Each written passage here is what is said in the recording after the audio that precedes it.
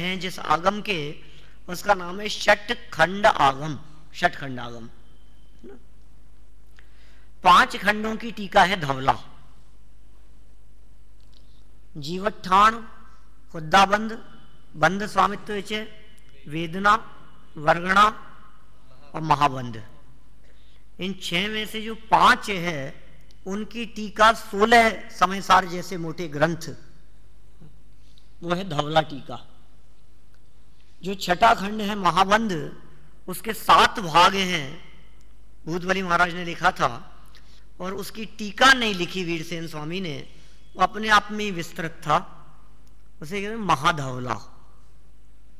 ठीक है। और कषाय पाहुड़ की टीका वो है जय धवला। उसका भी संबंध डायरेक्ट भगवान महावीर स्वामी की वाणी से जोड़ा जाता है।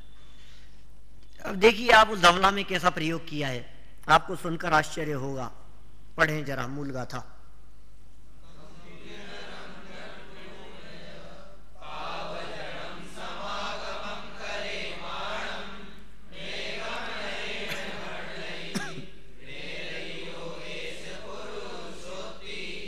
क्या कह रहे हैं?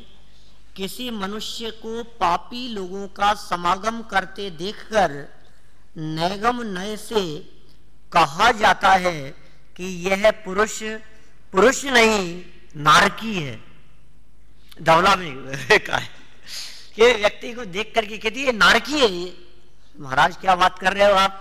मनुष्य गति का अवधेय चल रहा है, मनुष्य नाम कर्म का अवधेय चल रहा है, मनुष्य आयु चल रही है, इसकी साफ साफ मानव तन में दिखाई दे रहा है, मध्य लोक में मौजूद है, इससे ज्यादा और क्या प्रमाण चाहिए? आप कहते हो कि नारकी है, कहते नैगम नय से नारकी है। गजब हो गया। दिगंबर संत वीतरागी दिगंबर मुनिराज किसी व्यक्ति को देख करके कह रहे हैं नारकी है, ऐसे कैसे कह रहे हैं? देखो प्रश्न उठाया नीचे स्पष्टीकरण करते हुए। यहां एक प्रश्न संभव है कि पापियों की संगति में रहने मात्र से किसी को नारकी कह देना कहां तक उचित है? क्या ये सब कल्पना लोक की उड़ाने नहीं है? क्या लोक में भी ऐसे प्रयोग होते देखे जाते हैं? क्या संकल्पग्राही नैगम नय की परिभाषा उक्त कथन पर घटित हो सकती है? यदि हां तो किस प्रकार? तत्र संकल्प मात्र से ग्राहको नैगमो नय है। नैगम नय संकल्प मात्र का ग्रहण करता है। क्या वो नैगम नय की परिभाषा इस बात पर लागू हो सकती है? ये कह रहे हैं हां, यह सत्य है कि नैगम नय का यह विषय कल्पना लोक में ही उत्पन्न होता है। कल्पना लोक का अर्थ है ज्ञान जगत। किसी पुरुष को पापियों की संगति में देखकर किसी ज्ञानी धर्मात्मा के चित्त में यह विकल्प उत्पन्न हुआ।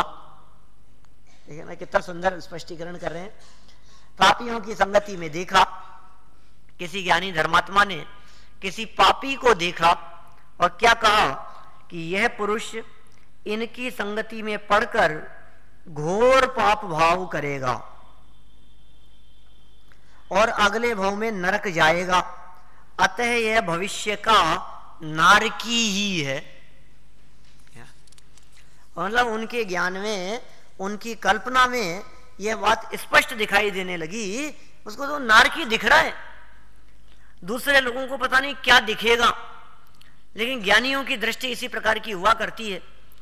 देखिए आप किसी साधर्मी को देखकर भगवान कह करके पुकारना तो भावी नैगम नय का कथन है। भगवान दिख रहे हैं हमारे को। देखिए द्रव्य दृष्टि से देखना वो अलग विवक्षा है क्या, और योग्य सम्यक कार्यों में प्रवृत्त होते हुए उसे परमात्मा देखना ये भावी नैगम नय का कथन है। द्रव्य दृष्टि से गुरुदेव प्रत्येक जीव मात्र को परमात्मा कहते थे, वो भावी नैगम नय का कथन नहीं क्या? वो हर जीव को ये थोड़ी ना देखते थे कि ये परमात्मा बनेगा ही। हाँ, लेकिन आत्मार्थी लोगों को देखकर, सभा में बैठे हुए लोगों को देखकर यदि ये कहा जाए अरे तुम सब भगवान बनने वाले हो क्या, तो नैगम नय का कथन है क्या?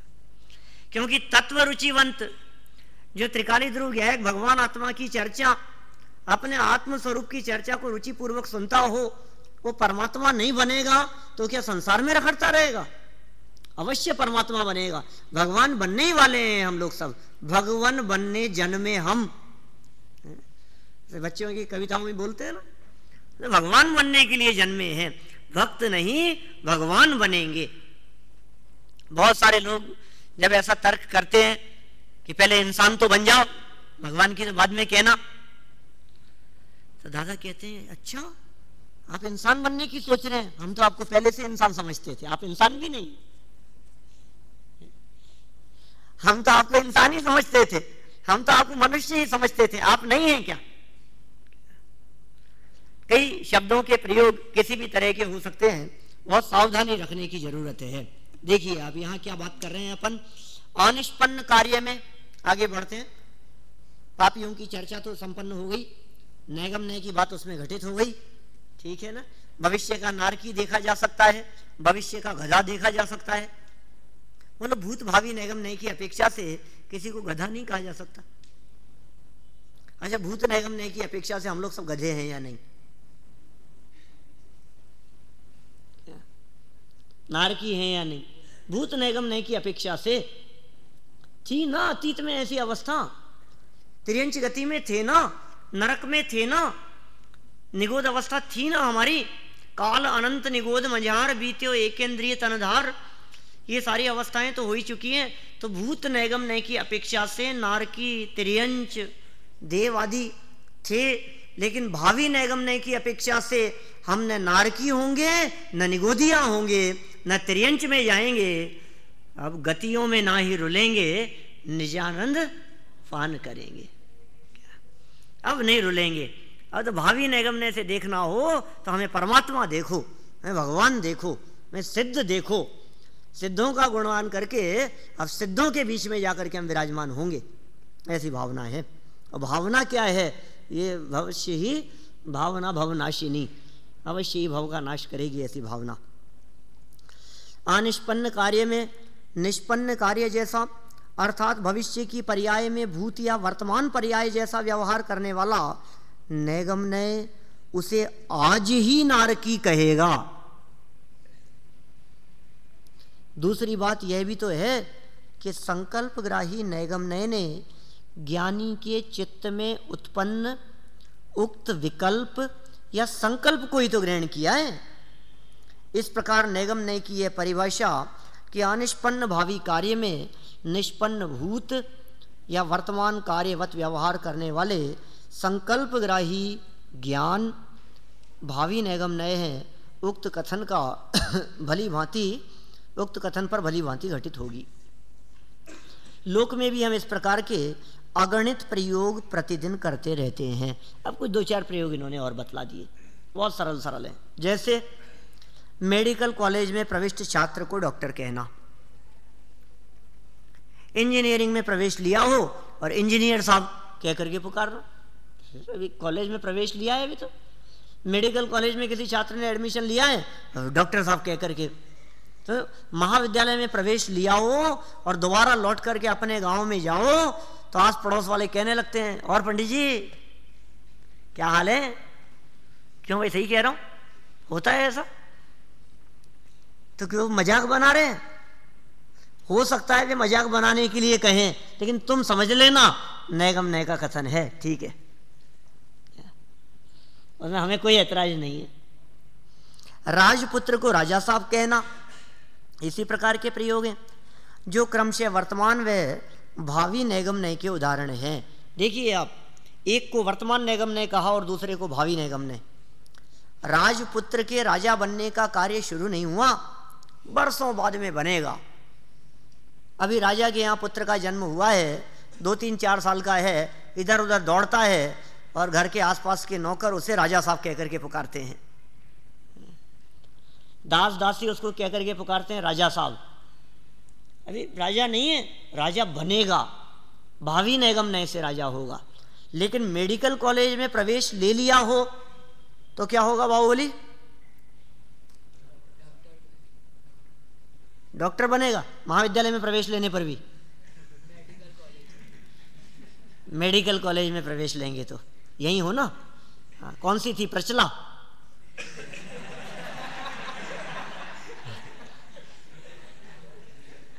पांच प्रकार की निद्रा बतलाई थी ना 2-3 दिन पहले सुबह।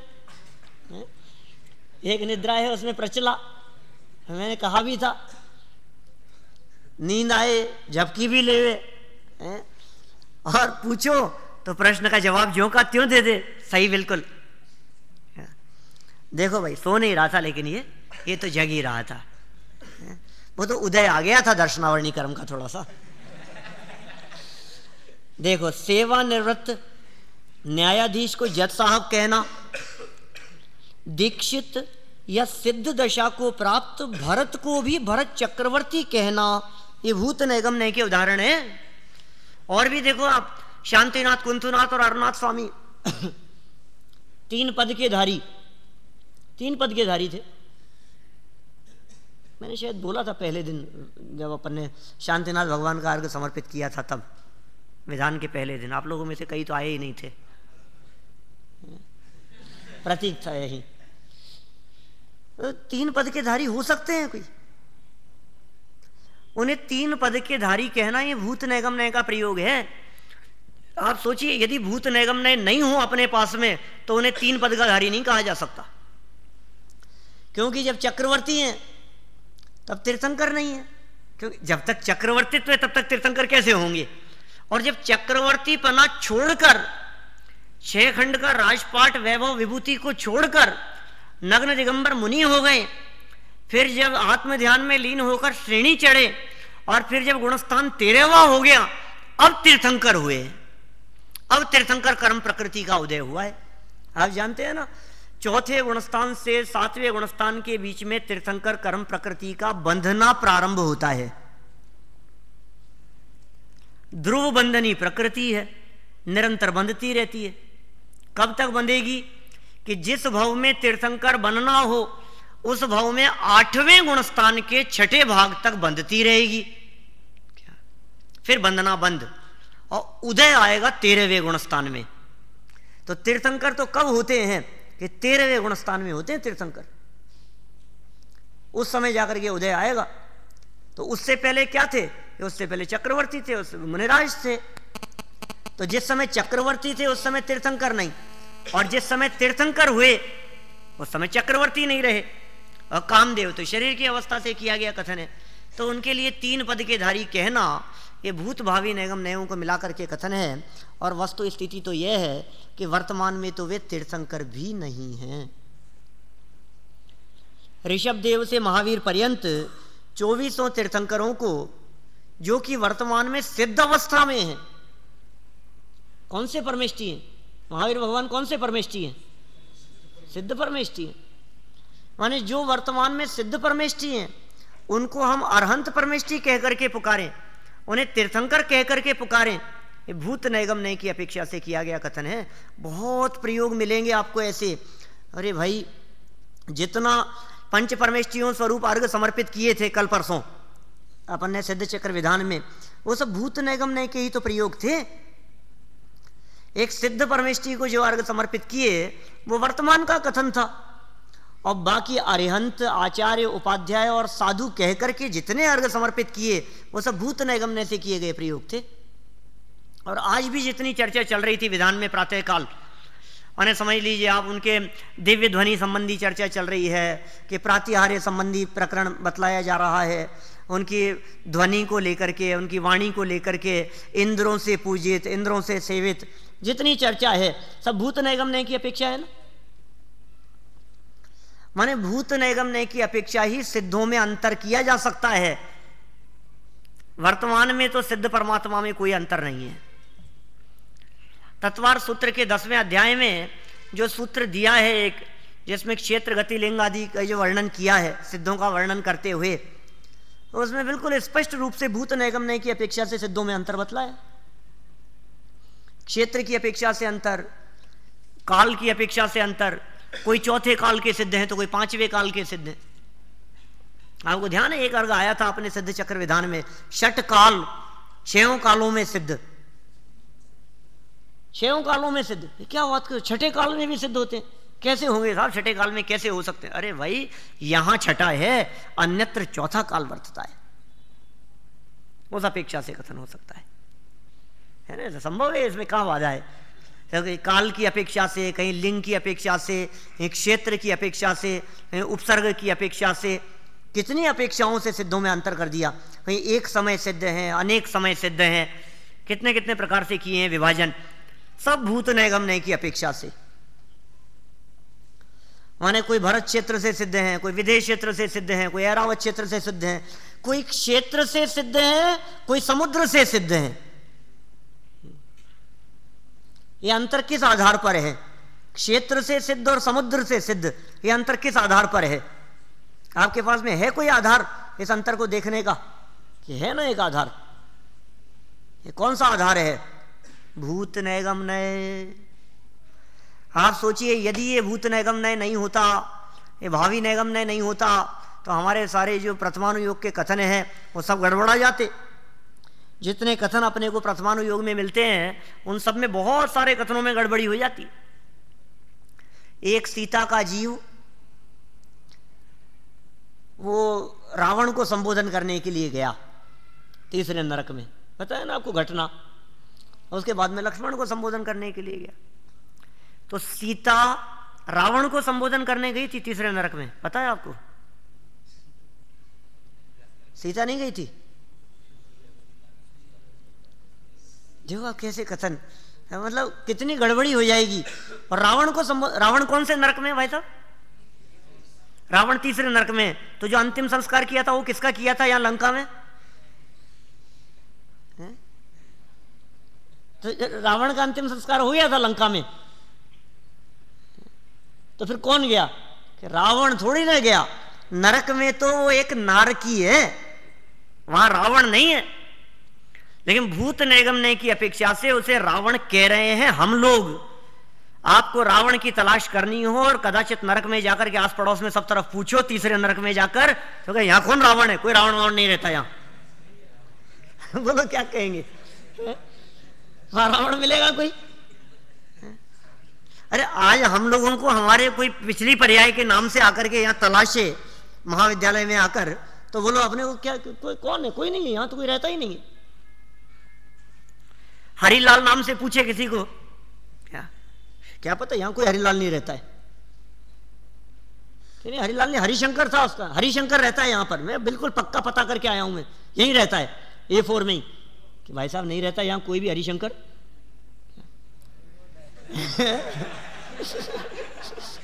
भूत नैगम नय कैसे लागू हो वो बात?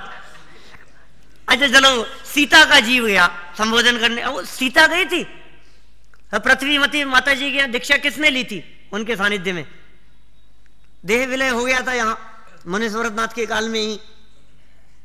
ना तो सीता और न रावण, क्या एक देवगति का जीव, एक 16वें स्वर्ग का प्रतीन्द्र, एक तीसरे नरक के नारकी को संबोधन करने के लिए जा रहा है, और हम उसके आधार पर पूरी अपनी कहानी सुना रहे। और फिर उसके बाद में आगे की पूरी घटना, वहां से निकल करके क्या क्या होना है, वहां से निकल करके ये 2-3 पर्याय धारण करेंगे बीच में, और सीता का जीव वहां से निकल करके आएगा, वो चक्रवर्ती होगा, रावण और लक्ष्मण उनके बेटे होंगे, फिर तीनों दीक्षा लेंगे, फिर तीनों दीक्षा लेकर के ऊपर चले जाएंगे, अनुत्तर विमानों में जाकर के जन्म ले लेंगे, फिर वहां से लौट करके आएंगे, फिर रावण तीर्थंकर होगा, फिर सीता उनकी गणधर होगी, फिर लक्ष्मण धातकी खंड का तीर्थंकर होगा। ये तो है ना ऐसी बातें, सही है। वो मैं कल कह रहा था धातकी खंड का तीर्थंकर होगा, पता नहीं किसी ने क्या कहा कि वो नहीं, वो गणधर होगा। वो तो ऐसा तो कुछ चर्चा चली थी ना कल अपनी। तो ये बड़े वस्तु स्थिति जो है, ना तो सीधा वो उस रावण कब तक रहेगा? रावण कितने भवों तक रावण कहते रहोगे आप उसको? कितने भवों तक सीता कहते रहोगे उसको? हाँ, रावण के बाद का नाम नहीं पता, इसलिए सब रावण ही रावण कहते हैं उसको। रावण तीर्थंकर बनेगा।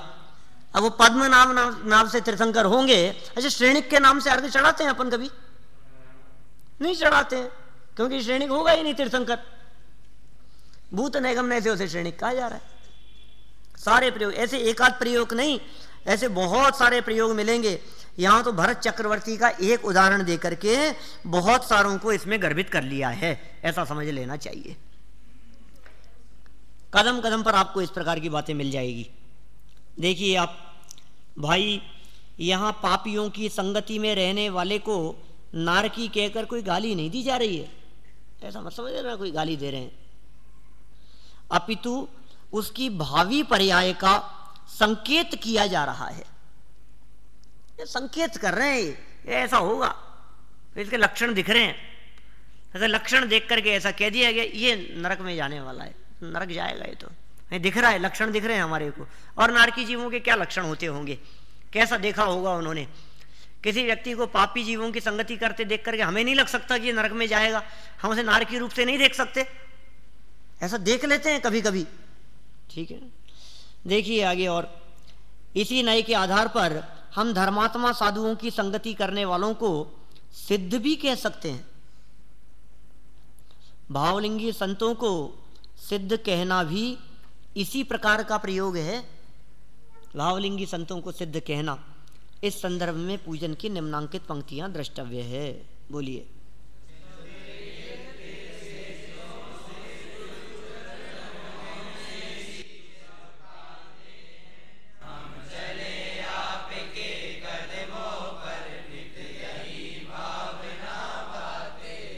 क्या कह रहे हैं, चलते फिरते सिद्धों से गुरु, और अपने चर्चा की थी थोड़ी बहुत, है ना, वही बात है।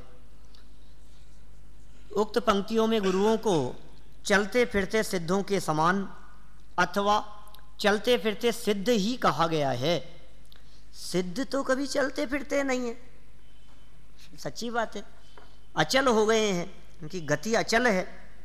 सिद्ध तो कभी चलते फिरते नहीं है, तथापि सच्चे साधक भविष्य में निश्चित रूप से सिद्ध होने वाले हैं, अतः उन्हें आज ही सिद्ध या सिद्ध जैसा कहा गया है। यह एक प्रकार से भावी नैगम्य का ही प्रयोग है। ज्ञान नय का स्वरूप स्पष्ट करते समय गत प्रकरण में जो कुछ भी कहा गया है लगभग वह सब इस नैगम्य के संदर्भ में भी समझना चाहिए, क्योंकि ये नैगम्य ही एकमात्र ज्ञान नय है। नैगम नय ही एकमात्र ऐसा है 7 नयों में जो ज्ञान नय है। इसलिए ज्ञान नय के संदर्भ में जितनी संकल्प विकल्प संबंधी बातें हुई थी उन सभी बातों को हमें यहाँ नैगम नय के संदर्भ में भी समझ लेना चाहिए। अभी तक नैगम नय का जितना भी कथन किया गया है वह सब ज्ञान नय के रूप में ही किया गया है, परंतु जैसा कि पहले बताया जा चुका है कि नैगम नय ज्ञान नय के साथ साथ अर्थ नय भी है। अतः नैगम नय की परिभाषा एवं भेद प्रभेद दोनों ही दृष्टियों से किए जाना आवश्यक है। यदि ज्ञान नय की अपेक्षा यह संकल्पग्राही नय है और इसके भूत भावी एवं वर्तमान नैगम नय ऐसे कालकृत 3 भेद हैं, तो अर्थ नय की दृष्टि से इसकी परिभाषा क्या है और इसे कितने विभागों में बांटा जा सकता है, यह भी विचारणीय विषय है।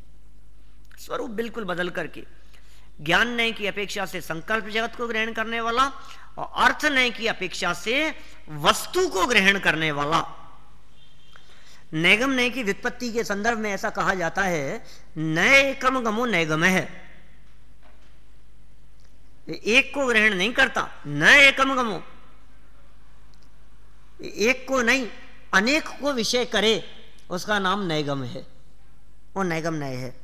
तो अनेक क्या कि वस्तु पदार्थ, उनको अनेक को ग्रहण करेगा तो नैगम कहलाएगा। फिर एक वस्तु की चर्चा संग्रह के अंतर्गत होगी, उस वस्तु में भेद की चर्चा व्यवहार में होगी, उसकी वर्तमान पर्यायों की चर्चा ऋजु सूत्र में होगी, और फिर और सूक्ष्मता में आगे बढ़ते चले जाएंगे। देखिए, द्रव्य गुण पर्यायात्मक वस्तु ही अर्थ है, अतः अर्थ नय की दृष्टि से नैगम नय की विषयभूत वस्तु में द्रव्य गुण पर्याय सभी समा जाते हैं। अर्थ नय की दृष्टि से द्रव्य गुण पर्याय सब समा गए।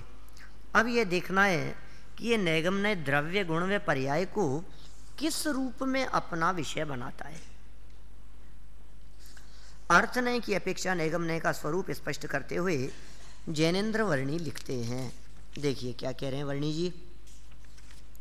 वर्णी जी से परिचय है आप सभी को, है ना, एक दिन की थी ना हमने चर्चा, की थी कि एक दिन अपन ने, तुम्हारी क्लास में नहीं हुई, ये थी तुम्हारी क्लास में? आधी क्लास में की थी, आधी में नहीं की थी, ऐसा कैसे होगा?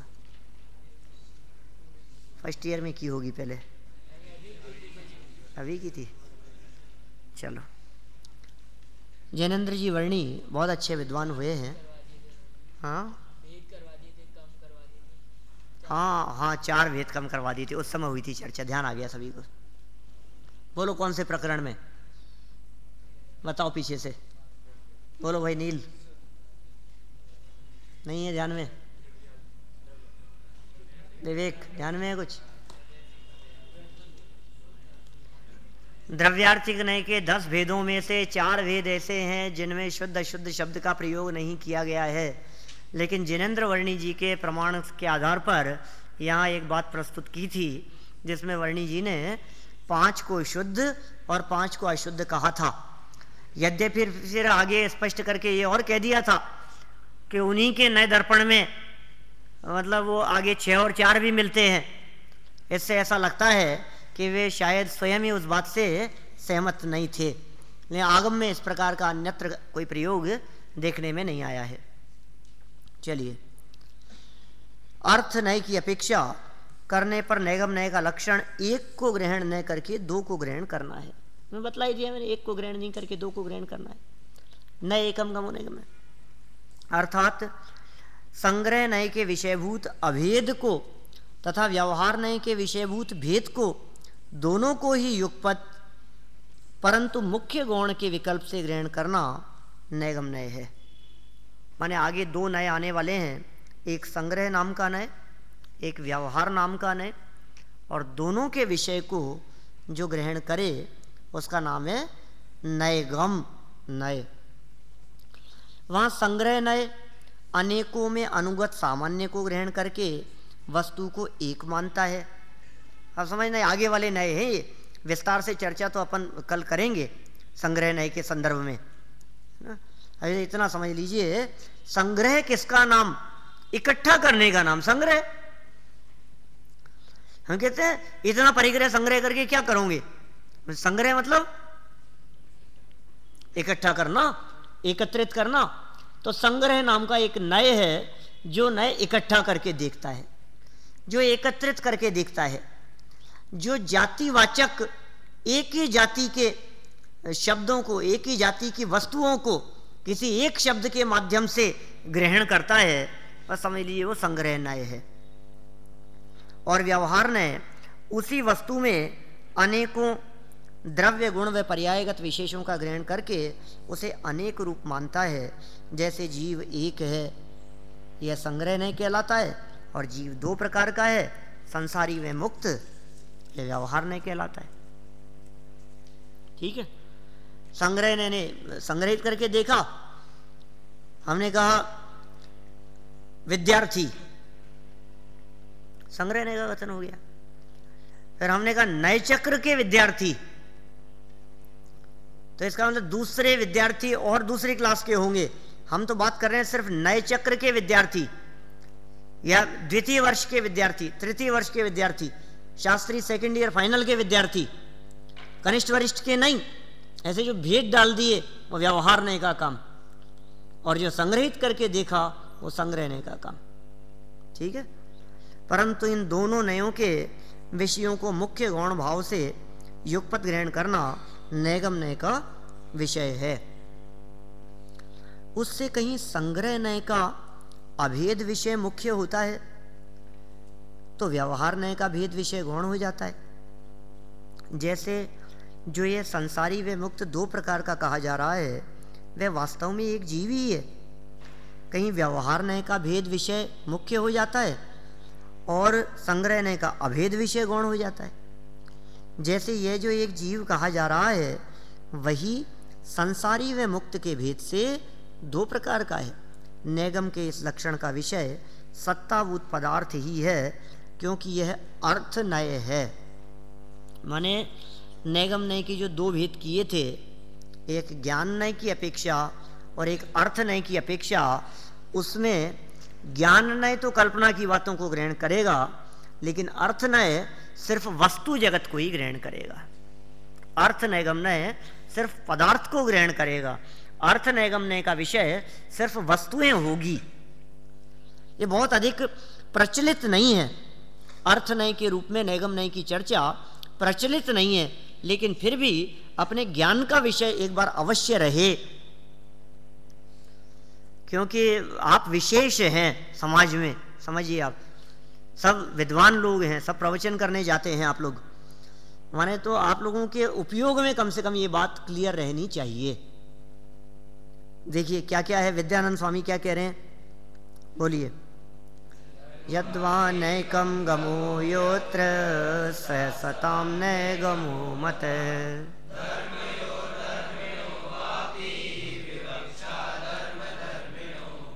क्या कह रहे हैं, अथवा नैकम गमो नैगम है, वही बात आ गई, नैकम गमो नैकम गमो नैगम है। इस व्युत्पत्ति के अनुसार जो एक को विषय नहीं करता उसे नैगम नय कहते हैं, अर्थात जो मुख्य गौण रूप से दो धर्मों को, दो धर्मियों को अथवा धर्म व धर्मी दोनों को विषय करता है, वह नैगम नय है। कितनी बातें कह दी इसमें, यहां दो धर्मों को, दो धर्मियों को, वह धर्म या धर्मी इनको विषय करता है, वह नैगम नय है। उक्त कथन पर ध्यान देने से एक बात स्पष्ट होती है कि इस दृष्टिकोण से देखने पर इसमें तीन बातें मुख्य है। दो धर्मियों की एकता का संकल्प, दो धर्मों की एकता का संकल्प, धर्म व धर्मी की में एकता का संकल्प। उक्त तीनों बातों को ध्यान में रखकर द्रव्य गुण पर्याय सभी को विषय बनाने वाले इस व्यापक नय को मुख्यतः तीन भेदों में विभाजित किया जा सकता है। नाम मात्र आप लोग याद रखें जो यहाँ बतलाए जा रहे हैं। पहले ये तीन प्रकार से भेद किए और फिर उन तीनों के जो उत्तर भेद किए हैं, माने कुल मिलाकर के 9 भेद बनेंगे इसके, और 3 भेद भूत भावी वर्तमान नैगम नय की अपेक्षा से कहे, इस तरह नैगम नय के कुल 12 भेद बनते हैं। ये बात आप लोगों से परीक्षा में यदि पूछी जाए मान लीजिए, तो उस समय थोड़ा सा सावधानी रखनी पड़ेगी आपको। माने यदि आपसे सिर्फ नैगम नय का स्वरूप पूछा गया, मैं इसलिए कह रहा हूं परीक्षा के लिए कि आप उस बात को ध्यानपूर्वक और बुद्धिपूर्वक अपने उपयोग में बैठा लें। यदि आपसे पूछा जाए नैगम नय को भेदों सहित समझाइए, नैगम नय के कितने भेद हैं चार्ट बनाकर स्पष्ट करें, तो फिर आपको अर्थ नय और ज्ञान नय दोनों की अपेक्षा से उसके भेद बताने होंगे। ठीक है, देखिए द्रव्य नैगम नय धर्मियों की अपेक्षा, पर्याय नैगम नय धर्मों की अपेक्षा, और द्रव्य पर्याय नैगम नय धर्म व धर्मी दोनों की अपेक्षा। दो धर्मियों में एकता के संकल्प का नाम ही द्रव्य नैगम नय है। इसके 2 भेद हैं द्रव्य नैगम नय के। किस किस में एकता के संकल्प की बात कही? दो धर्मियों में एकता का संकल्प, शुद्ध द्रव्य नैगम नय, अशुद्ध द्रव्य नैगम नय। दो धर्मों में एकता के संकल्प का नाम पर्याय नैगम नय है। इसके 3 भेद होंगे। देखो द्रव्य नैगम नय के 2 भेद, शुद्ध और अशुद्ध, स्पष्ट है। पर्याय नैगम नय के 3 भेद होंगे। कैसे कि एक अर्थ पर्याय नैगम नय, एक व्यंजन पर्याय नैगम नय और एक अर्थ व्यंजन पर्याय नैगम नय। ठीक है, पर्याय 2 प्रकार की है, एक अर्थ पर्याय, एक व्यंजन पर्याय। अर्थ पर्याय अनंत गुणों की पर्याय है, और व्यंजन पर्याय प्रदेशत्व गुण की पर्याय है, द्रव्य की पर्याय है, से व्यंजन पर्याय कहते हैं। प्रदेशत्व गुण के परिणमन को व्यंजन पर्याय कहते हैं, और बाकी अन्य अनंत गुणों की पर्यायों को अर्थ पर्याय कहते हैं। धर्म और धर्मी में एकता के संकल्प का नाम द्रव्य पर्याय नैगम नय है। इसके 4 भेद हैं, शुद्ध द्रव्य अर्थ पर्याय नैगम नय। अब इनको सबको मिला दिया, शुद्ध द्रव्य अर्थ पर्याय नैगम नय, अशुद्ध द्रव्य अर्थ पर्याय नैगम नय, फिर शुद्ध द्रव्य व्यंजन पर्याय नैगम नय, और अशुद्ध द्रव्य व्यंजन पर्याय नैगम नय। नहीं आई ख्याल में? एक बार ध्यान से इसका चार्ट देखिए, ये बात बहुत स्पष्ट हो जाएगी आपको बहुत आसानी से। नैगम नय ज्ञान नय की अपेक्षा 3 भेद, भूत वर्तमान भावी, अर्थ नय की अपेक्षा से 3, द्रव्य नय, पर्याय नय और द्रव्य पर्याय नय। फिर द्रव्य नैगम नय के 2 भेद, शुद्ध द्रव्य और अशुद्ध द्रव्य, द्रव्य शुद्ध और अशुद्ध। पर्याय के 3 भेद, अर्थ पर्याय, व्यंजन पर्याय और अर्थ व्यंजन पर्याय। फिर द्रव्य पर्याय नैगम नय, इसके 4 भेद, माने वो जो कहे थे उनको मिला करके ये तीसरे प्रकार का भेद बन गया, द्रव्य पर्याय नैगम नय। माने शुद्ध द्रव्य अर्थ पर्याय, शुद्ध द्रव्य व्यंजन पर्याय, अशुद्ध द्रव्य अर्थ पर्याय, अशुद्ध द्रव्य व्यंजन पर्याय। शुद्ध अशुद्ध और अर्थ और व्यंजन। देखिए खत्म करें अपन इसको। इस प्रकार ज्ञान नय की अपेक्षा 3 भेद एवं अर्थ नय की अपेक्षा 9 भेद मिलकर नैगम नय के 12 भेद हो जाते हैं। इन सब की विशेष जानकारी के लिए श्लोक वार्तिक आदि ग्रंथों का अध्ययन करना चाहिए। विस्तार भय से यहाँ इससे अधिक लिखना इष्ट प्रतीत नहीं होता। उक्त संपूर्ण विवेचन पर सूक्ष्म दृष्टि डालने पर प्रतीत होता है कि नैगम नय अत्यंत व्यापक नय है। इसके पेट में द्रव्य गुण पर्याय रूप अर्थात्मक सत्य जगत एवं भूत भविष्य और वर्तमान रूप ज्ञानात्मक असत जगत सब कुछ समाया हुआ है। इस तरह से ये कहा जा सकता है कि नैगम आदि 7 नयों में ये नैगम नय सबसे बड़ा है, सबसे व्यापक है, सबसे विस्तृत है। इसका क्षेत्र बहुत बड़ा है। और ध्यान रहे आगे के जितने भी नय हैं ये नैगम नय की अपेक्षा से या उत्तर सभी नयों का विषय घटता हुआ है, एक दूसरे की अपेक्षा से कम होता गया है। आगे हम संग्रह नय की चर्चा कल अपेक्षित विस्तार से करेंगे। अभी की बात को हम यहीं विराम देते हैं। वाणी मात की